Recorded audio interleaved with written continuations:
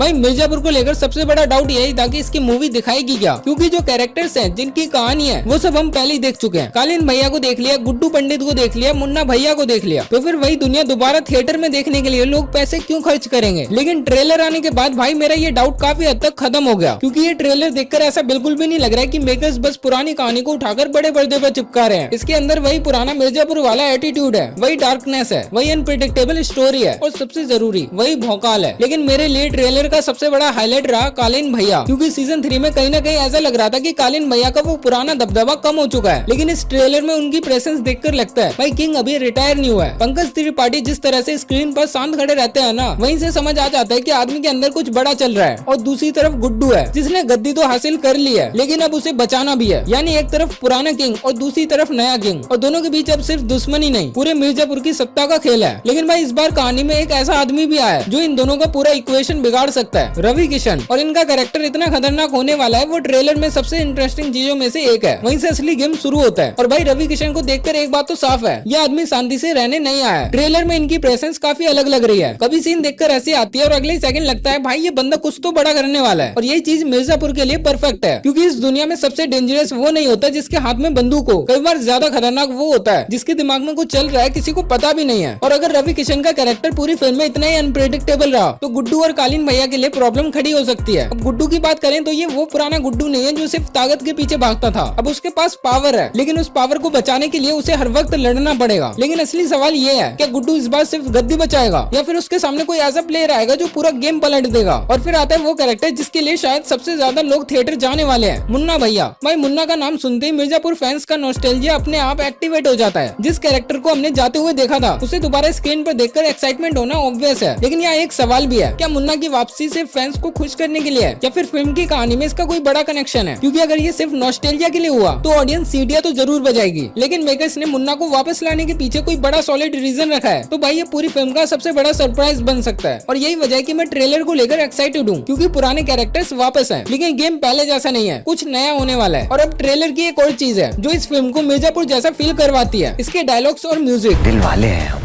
दिल फास्ट धड़कना चाहिए, हमें तो बस साली उस गुड्डू को निपटाना है।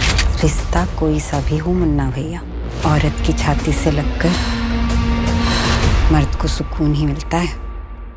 किराए तो करिए। अरे मिर्जापुर की गद्दी पे जो बैठेगा वही होगा सबसे बड़ा बाहुबली।